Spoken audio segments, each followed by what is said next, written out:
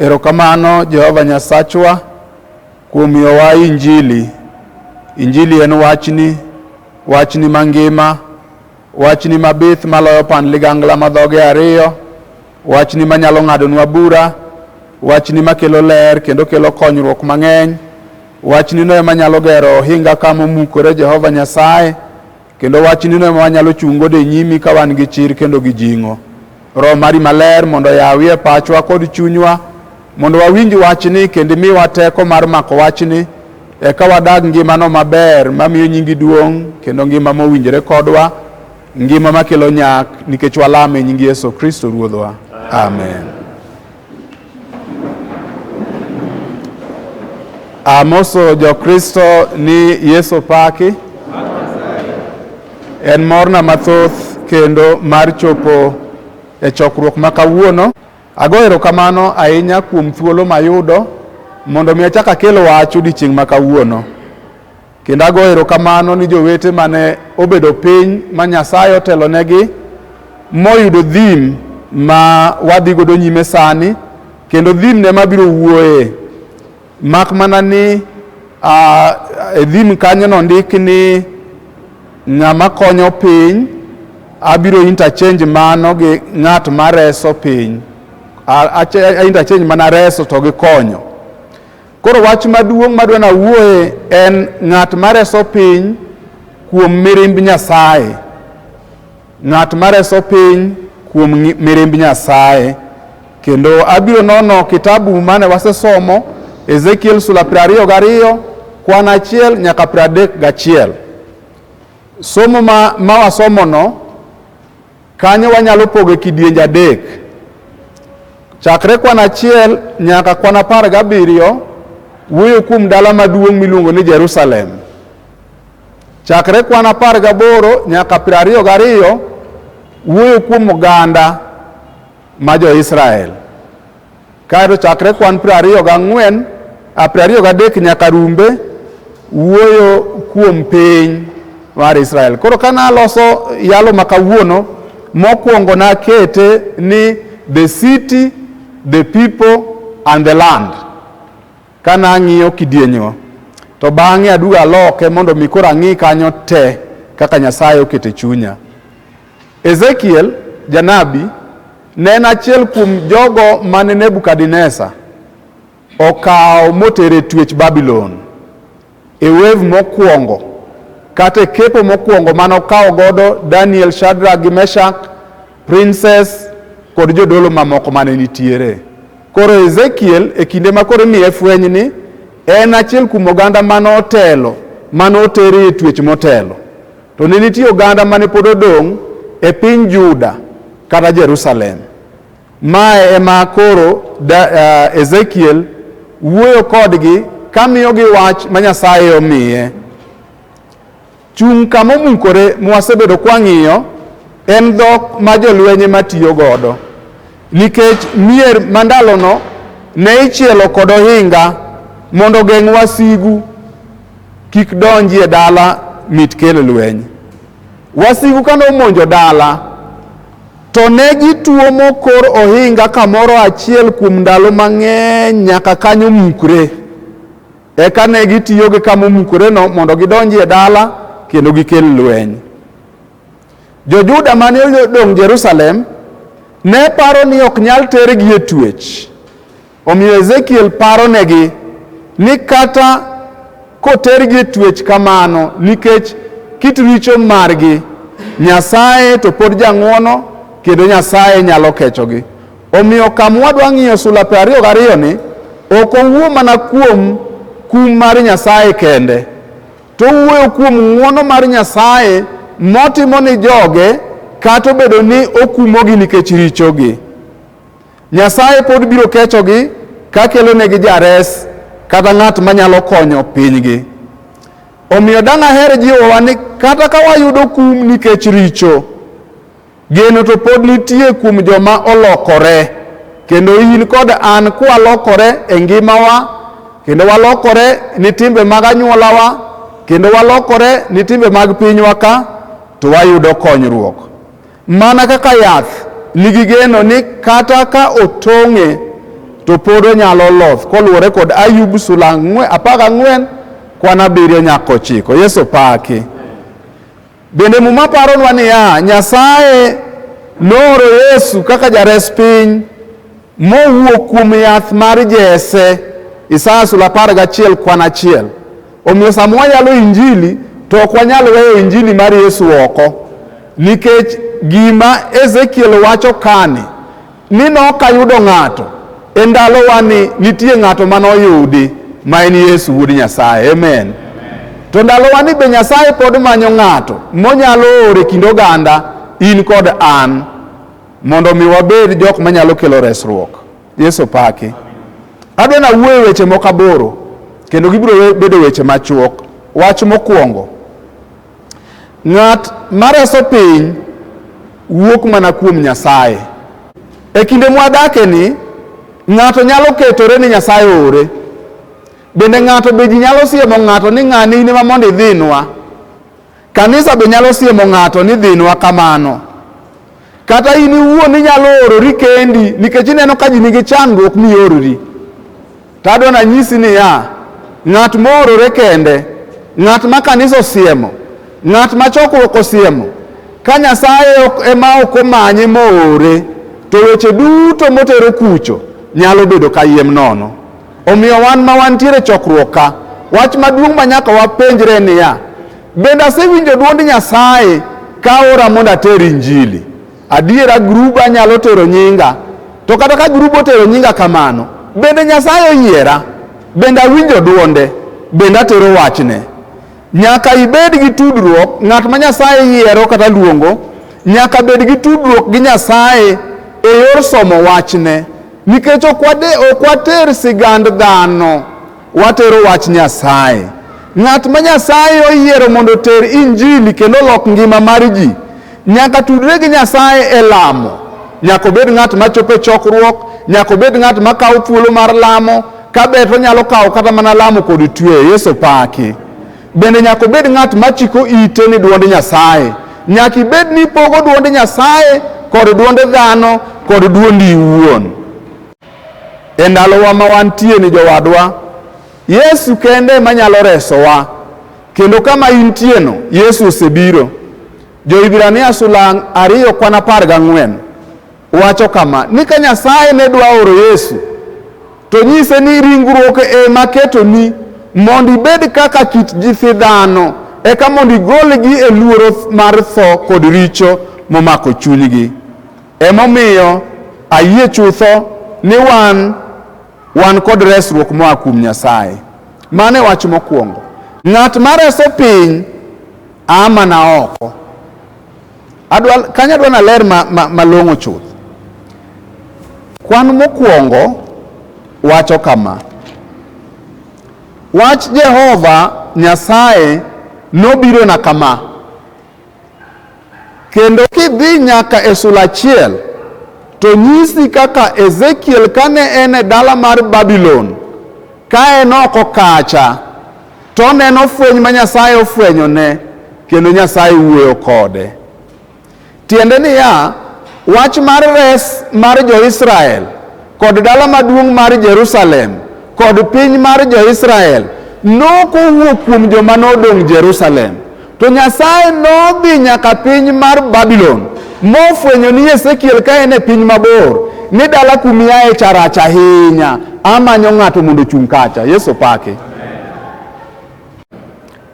Nyasaye nyalo kelo ng'ato mondo kelni konyruok.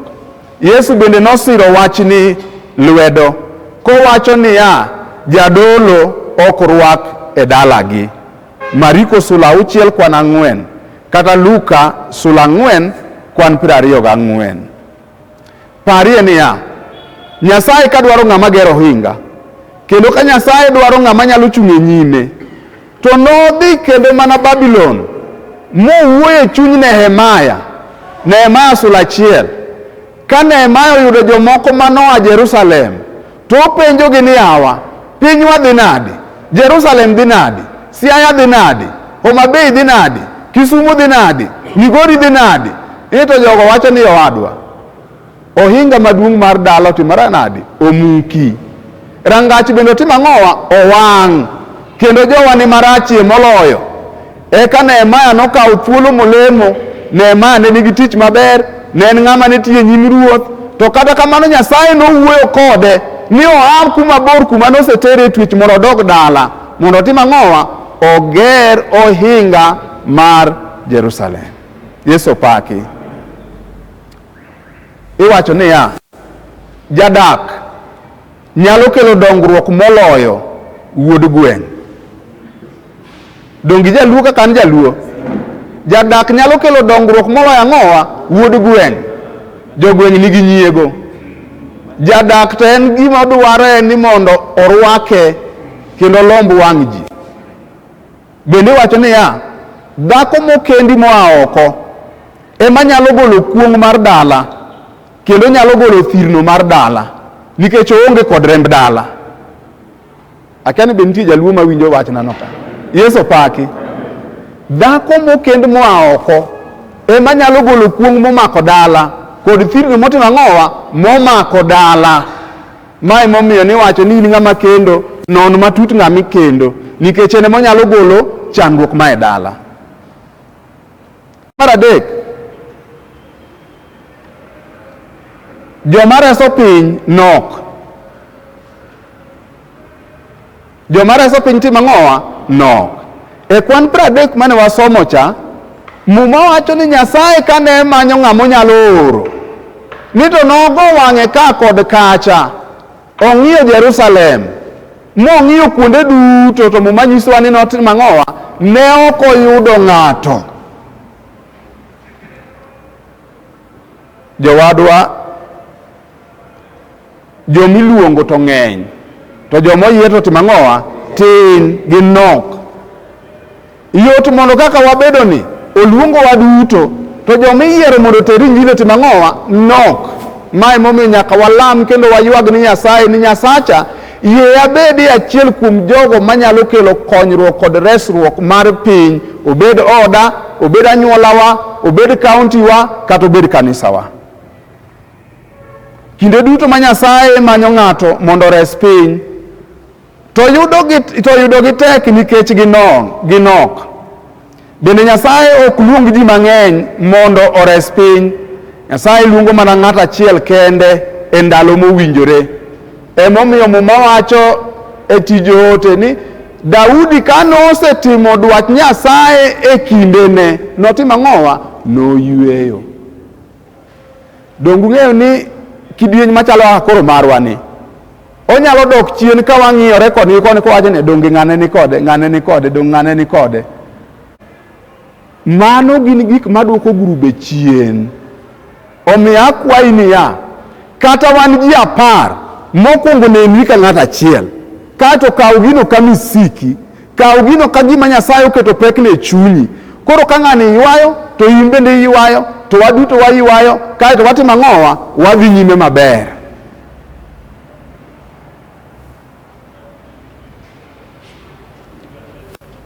Wach machielo jowadwa en ni ng'at mareso piny nyaka chom ji tir. Mane wach mar 4. Ng'at mareso piny nyaka chom ji tir. Bende weche gi nandiko gi dholuo word by word. Koro abiro miyo jagoro mondo ore forum. An kadhi yalo gi dholuo tandike word by word.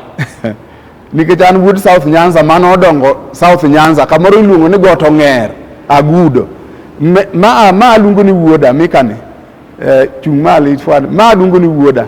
Koro kisedhi dala gi tikalo dalawa. Koro kanyo wawacho ma dholuo piwa. Yesu pake. Ng'at mareso piny nyaka chom piny tir. Sula ariyo. Kwan 22 sula ariyo. Sula 22 kwan ariyo wacho niya, wuod dhano, donge ding'ad ni Jerusalem bura? Donge ding'ad ni dala maduong' michwere remo ni bura? Ka inyalo timo kamano, to chome tir gi timbene mamono duto. Loko machielo ma 1978 nokogole maber. To kisome Kisungu, to wacho ni confront. Loko ni ogole maber. Chome gi tir. Nyaka ng'at mareso piny chom mana ji tir gi wach kochung' e wach Nyasaye. Wach Nyasaye emane Ezekiel tiyo godo. Wach Nyasaye emwanyalo chomo godo ji tir. Apare chunya niya, lokruok tinde tin e kanisniwa, nikech kanisniwa mang'eny, joyalowa mang'eny mana nigi motivational speaking talks. Wan mana joma dwa ni ji onyier kendo ji oagi sigana maber, to wach Nyasaye manyalo chwo chuny ng'ato tinde tin e kanisni. Kendo iwinjo ni ka ng'ato koro ok nyal crack jokes ma ji nyier, to iwinjo ka iwacho ni to pastor no boring manadino. Otimo ang'owa? En boring. Wach Nyasaye ema Ezekiel ne nyalo chungo, kendo in kod an mwadwa ni mondo wakel resruok kata ni utewa kata ni chunywa wawegi, nyaka wachom chunywa tir gi wach Nyasaye ma chunywa wach Nyasaye ng'ad ni chunywa bura. Nyaka ichom ji gi chir kod jing'o, bende nyaka ichom ji kichung' e adiera mar wach Nyasaye. Nikech kisomo muma ni kanyo kidhi nyime to iwacho ni jodolo wacho gima ok adiera ema giwacho na adiera, to gima adiera ema giwacho nang'owa? Miriambo. Sama wachomo ji tir gi wach Nyasaye ka wan gi chir kendo kwachung' motegno, to nyaka wachom gi kod adiera. Jaluo wacho na adiera to sum. To sum ne makimadho tinyalo yudo ang'owa? Konyruok. Adiera en kunin. Mak mani bende nyaka wawache kod hera e chunywa maiye. Mane gima Muma onyisowa. Nyaka ichom ji gi bura makare, kendo nyaka ichom ji kikwedo kit richo duto. Kech mane gima waneno ka e Sula 22 ka Ezekiel kwedo kit richo duto mane nitie kind oganda mar jo-Israel. An gadiera e chunya niya, Yesu en ranyisi maber kuom chomo ji tir gi richogi kod timbegi mamono. Chieng' moro achiel oyudo dhako moro, to ka gichako wuoyo to nyiso dhakono ni ineno kata dichuo ma in gono bende ok tim ang'owa? Ok en mari.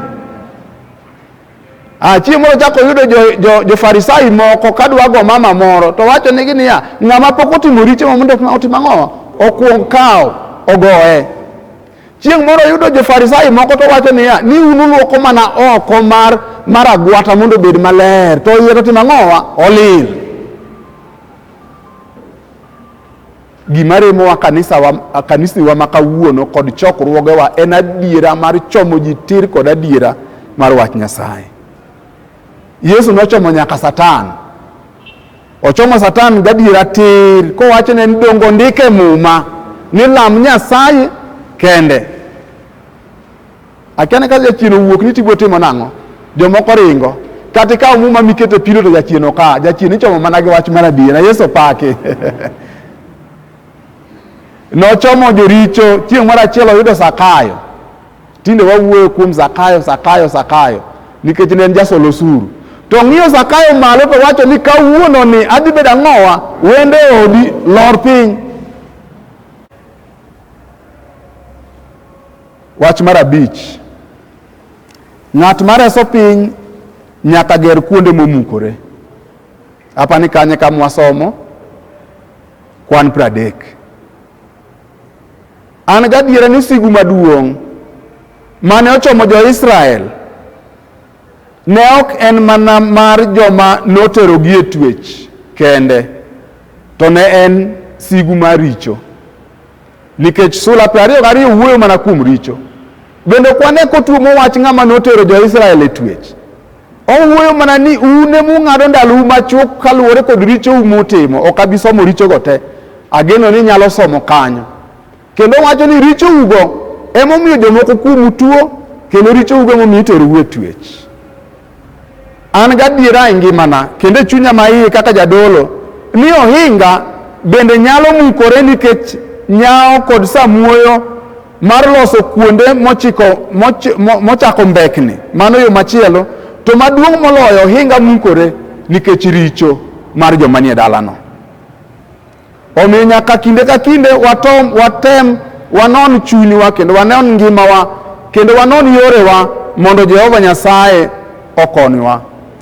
Ezekiel kwano richo duto mane omuko ohinga mar Jerusalem, kaka chwero remo, lamo nyiseche manono, mibadhi, dwanyruok kod chode, jwang'o mond liete kod nyithi kiye, kaachiel kod richo mamoko mang'eny mokwano kanyo. Awacho ni ya jowadwa, kit richo duto muko ohinga mar ngima malach, ohinga manyalo miyo wabed gi kwe, ohinga manyalo miyo wabed gi mor, ohinga manyalo miyo wabed gi dongruok, ohinga manyalo miyo wabed kod chia, ohinga manyalo miyo wabed gi chir kod riwruok kaka oganda jo Nyasaye, ohinga manyalo miyo wabed gi ber kod dongruok e ngimawa, an awuon, e oda kata e gweng'wa. Gima nyalo muko ngimani kendo muko ngimawa kendo muko ngimawa duto en richo mopandi. Emomiyo Daudi nowacho niya, nonie richo manyalo bedo napande chunya mondo mi abed thuolo e nyim wang'i. Wan ja-Afrika, wan jaluo, wahero ywak ni wedewa kod osiepewa. Aseyalo e kind jo-Wakamba higni 30 koro, to nitie gimoro ma jo-Wakamba wacho ni ti mana. Wacha ni ti mana. Ti mana. Rawinjo ng'ato kete kanyo gi dhok Kikamba adier. Tiende niya, onge gimoro amora matimore ma kokalo e lwet dhano. Sani kisomo Facebook ka, joma ndiko Facebook ka wacho gimoro ka gisekelo gimoro motimore to giwacho ni lwet anyuola. Kendo gidhi lwet anyuola. Giwacho kamani lwet anyuola. Koro anyuola bende kia ni to ket pache kanye. Ni nyathina morem ni lwet anyuola. Accident mwayudo ni lwet anyuola. Kata kech makaya ni lwet anyuola. Lewni manyiyo maber ok rwakre maber lwet anyuola. Ai jowadwa. Gima muko ohinga mar ngimani ok en anyuolani. En ang'owa? Richo. Mane gima Ezekiel dwano nyis jogi. Richo. Samoro in ng'ama miyo to ok imbolori e odi. Dichuo wuon paru kobiro ni to kodhi wacho ni nyichi kelo karang'o. Ok ang'e dugo wach maber kaka joma mine. Nyichi kelo karang'o. Ai nyapolo to koro imiyo jaduong' bende koro chunye dhi mabor, ok odwa nobi dala chon, ok odwa noduog ot chon. Omanyo mtokni kata jo matatu ng'e ni the last matatu mawuok town emotimo ang'owa, emoidho nikech koko bare ndasi to kobiro dala ato be iya moro e chanda ka kare jaduong' osechamo nyama choma. Riche matimo ang'owa? Riche mamuko ohinga. An gadira ni wanyalo gero ohinga mar ngimawa kama. Namba 1, kwanie richo manyalo bedo nodonje ngimani. Namba 2, kaw richo duto ka gima pek. Kik ine ni mato richo ma ineno kowacho kaniya ni kata chiliel mani dieru ok urito maber.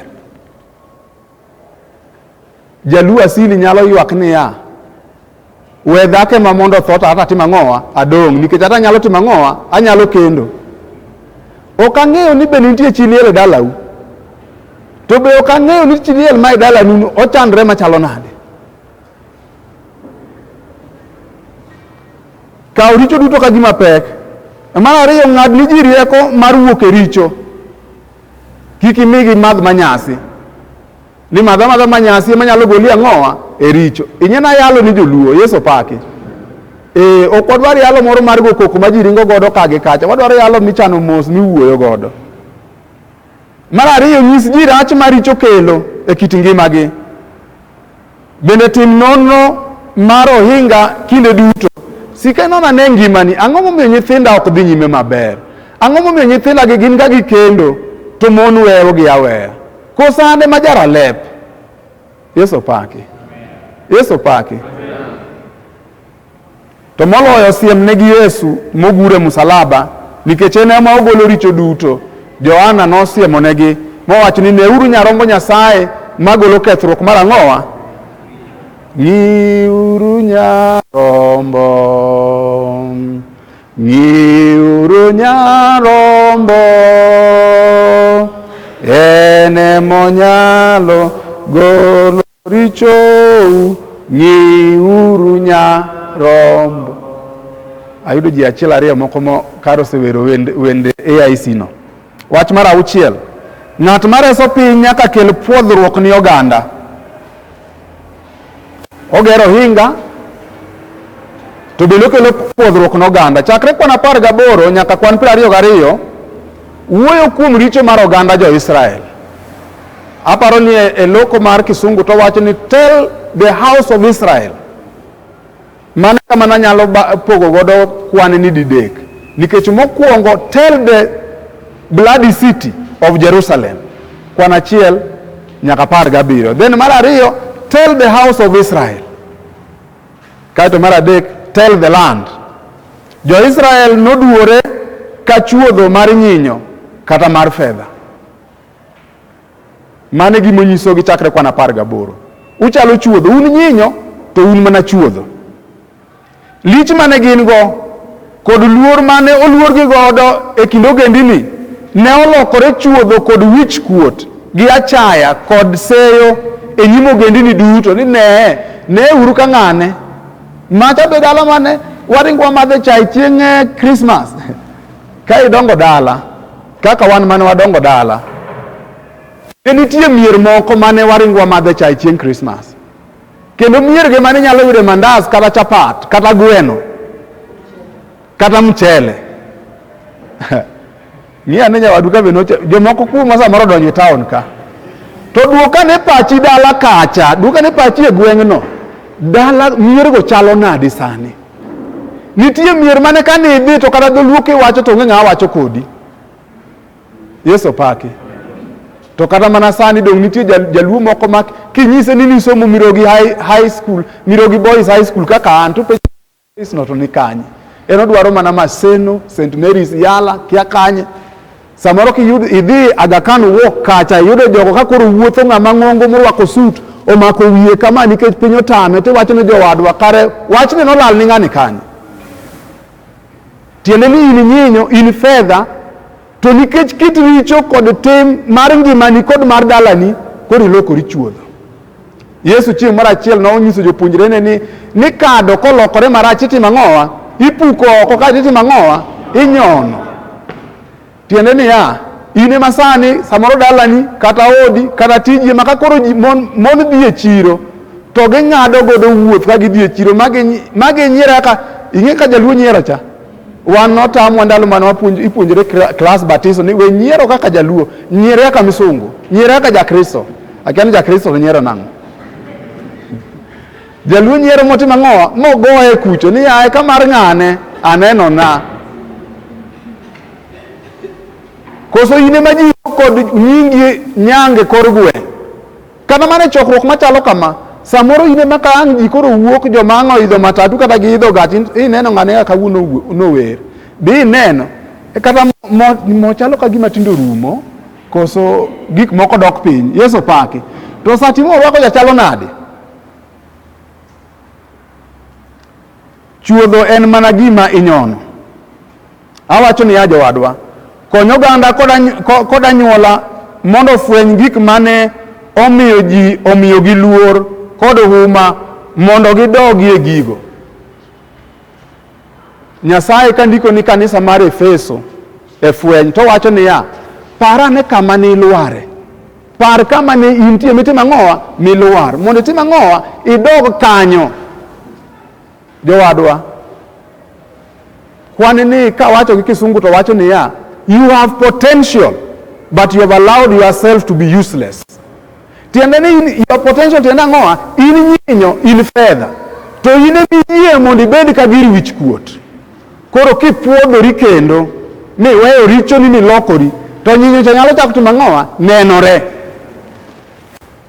Wach mar 7, ajoka tieko ko ni ana tik sadi lakini ajoka tieko.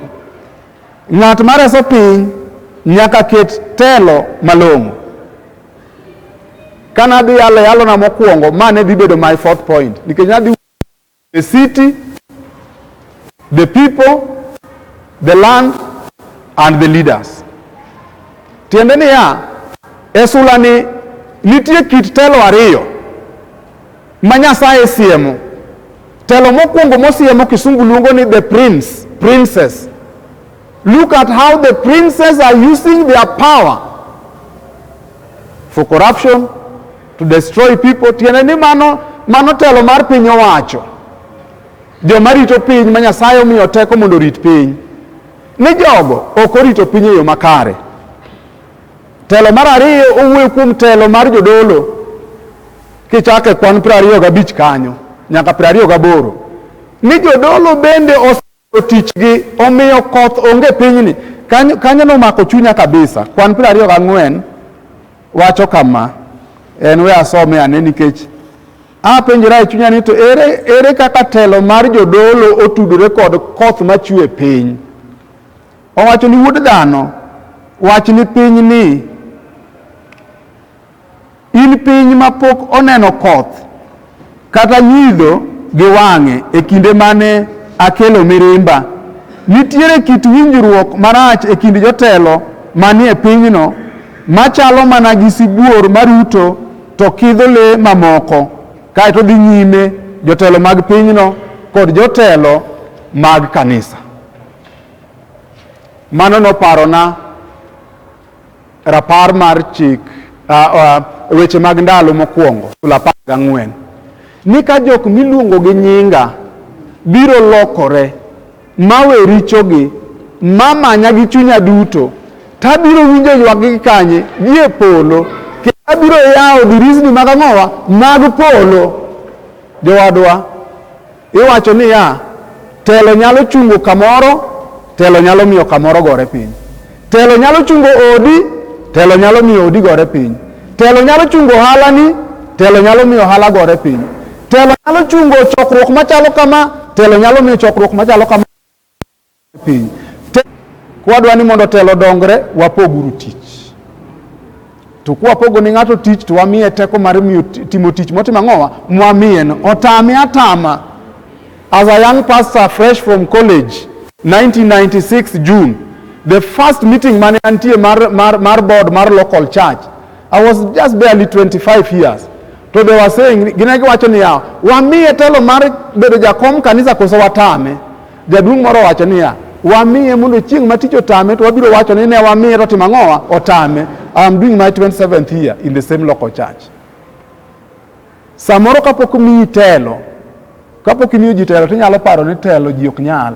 Nyasaye omiyo ji telo kendo ginyalo. Yesu paki. Mogik en ni ng'at ma reso piny nyaka kel nyak mar piny. Ng'at ma reso piny nyaka kel nyak mar piny. Piny ne pok oyudo koth moromo manyalo kelo nyak mar puodho ka onge to dongruok mar piny e yor yieng'o gi ohala bende ok nyal bedo. Tich mar ng'ama reso piny ok en mana mar yalo kende. Kendo kanye kama jo Anglican olowago. Wan wayalo ga kende. To unu donjo kuonde moko. To naneno gini adiera e kit dalawa. Kana go dala, wan South Nyanza wago dala ka wan joma tindo. So anago dala na 2006, I was still young. Wapogore gi jo Siaya. Jo Siaya go dala ka gin jodongo. Koro every time kana Nairobi kating'o yien mipidho, kating'o 10 adonga beach tapogo no minena, kating'o 20 adonga 10 takawo 10 apogo negi. Kawuono ni ng'ama dwa tong'o yiende odhi mana ang'owa yiende, nikech na apogo negi. Yesu paki. Mane kaka wanyalo dongo piny. Watimie gik moko manyalo kelo dongruok. Waparie uru dala. Watie ka wacho ni Jakobo kane tho, to nonyiso yawuote ni ka tho to ting'a uru duoka kanye.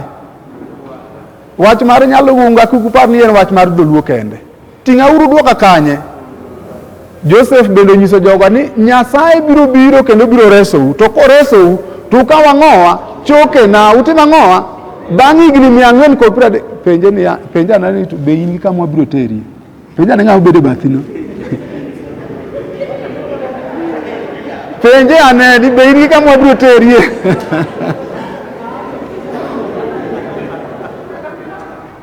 Jomoko wacho ni ng'ama gedo dala oketho pesa. tadwa koni ng'ama gedo dala okelo gimiluongo ni social capital. Omiyo bei mar dala dhi kanye malo, omiyo luor mare timo ang'owa malo, omiyo kowuotho kor gweng' to ji wacho ni inye ni dala cha mar ng'ane. Koro ji biro kata tin kaka koro atin ni jaduong' tidhi nade, jowadwa we alam, anyalo dhi mang'eny. Yesu pake, wamiyo wang'o mondo alam. Wagoni erokamano Jehova Nyasaye, ng'wono mari ber kendo herani siko manyaka chieng'. Mae wach misekelonwa ni ng'at mareso piny kuom lwet mirimb Nyasaye, ng'atno nitie. En ng'at manyalo a mana kuom Nyasaye kende.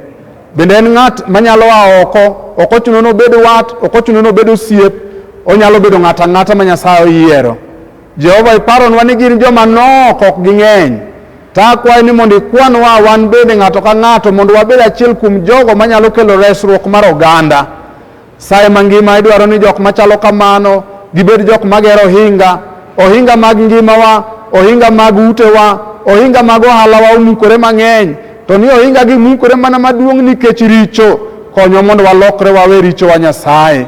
Dwaro ni ng'at ma kamano okele puodhruok mar oganda, ne ak oganda ogak mang'eny Jehova. Timbe ma kawuono timore kind oganda gin timbe ma kata wacho tek. Jehova, to wang'eyo ni remb Yesu ema luoko richo wa duto. In Nyasaye ma jang'wono, idwa ni mondo ketie telo maber, nikech telo nyalo chungo dala, telo nyalo miyo dala gore piny. To bende in ema idwaro Jehova Nyasaye ni ng'at ma kamano mondo okelie nyak, okelie lokruok, okelie gimoro ma ji nyalo siemo ni ng'ani nyicho timo gima kama. Obed ni en gimo time kanisa, obed ni en gimo time skul madala, obed ni en gimo time e kind anyuola kata e kind gweng'. Jehova akwayo ni e nying Yesu mondo ikonywa. To maduong' moloyo, konywa mondo wamok kuom Yesu Kristo, nikech en e ng'at manyalo kelo resruok maduong'. Ikech ngima wa Jehova, ikech e utwa Nyasaye, kech e ohala wa Nyasaye, kech e ngima wa duto mondo wane duong' mari. Wachni mangima, wachni mondo siki kendo mondo chung'ie ngima wa, ka paronwa Jehova Nyasaye ni wanie ndalo mogik. To mana kaka niparo ni jo kanisa mar Efeso, parie kamiae kilwar piny, idog kanyo mondo ibed gi hera mokwongo mane in go, bed gi mor mokwongo mane in go, bed gi chir mokwongo mane in go, ibed gi teko mokwongo mane in go, ibed gi ber mokwongo mane in go. Nyasaye ne ka ngima wachalo kamana kan chuodho mar nyinyo.